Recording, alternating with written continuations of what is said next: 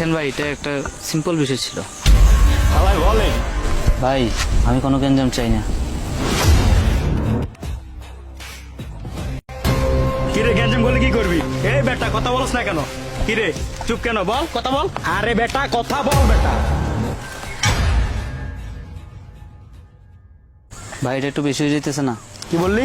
শুনি নাই, আবার বল।